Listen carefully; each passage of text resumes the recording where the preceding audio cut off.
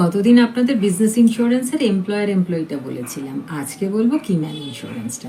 Employer employee ইন্স্যুরেন্সে আপনার যে কোনো ইন্স্যুরেন্স করা যায়, আর কিম্যান ইন্স্যুরেন্সে শুধুমাত্র টার্ম প্ল্যান করা যায়। তা কিম্যান ইন্স্যুরেন্স কেন করবেন?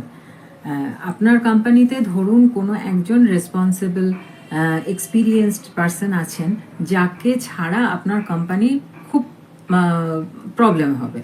তো সেক্ষেত্রে আপনি তাকে কিভাবে বেঁধে রাখবেন? ঠিক আছে, সে যাতে সে ভালো অফার পেলে আপনার কোম্পানি ছেড়ে অন্য কোম্পানিতে চলে যেতেই পারে, তো সে যাতে না যায় সেই জন্য আপনি তার জন্য কি করবেন, কিম্যান ইন্স্যুরেন্স করতে পারেন। এবার কিম্যান ইন্স্যুরেন্সেরও নিয়ম সেই একই, কোম্পানি প্রিমিয়াম দেবে 10 বছর 12 বছর যা দেওয়ার, তারপরে কোম্পানি এখানে অ্যাসাইন করে দেবে সেই এমপ্লয়ির নামে এই টার্ম ইন্স্যুরেন্সটা। তো টার্ম ইন্স্যুরেন্সের সব থেকে বড় প্লাস পয়েন্ট যেটা, সেটা হচ্ছে যে লো প্রিমিয়াম হাই কাভারেজ। আর এখন যেটা টাটা নতুন লঞ্চ করেছে সেটা হচ্ছে যে, আগে ছিল যেটা, এখনও আছে সেটাও আছে, আবার আরেকটাও নতুন করেছে।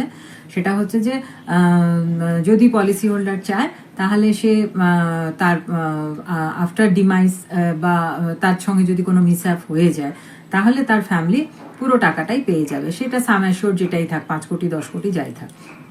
তো এবার যদি পলিসি হোল্ডার চায় যে না, সেই সময় অ্যাট এ টাইম সেই 5 কোটি বা 10 কোটি টাকাটা পেয়ে আমার ফ্যামিলি কাছে মিসইউজ হওয়ার সম্ভাবনাটা আছে, তো সেই জন্য আমি 50% কোম্পানি ফ্যামিলিকে দিল, আর বাকি 50%টা ইয়ার অন ইয়ার 30 বছর বা 25 বছর 30 বছরের টার্মে ফ্যামিলি পেতে থাকবে।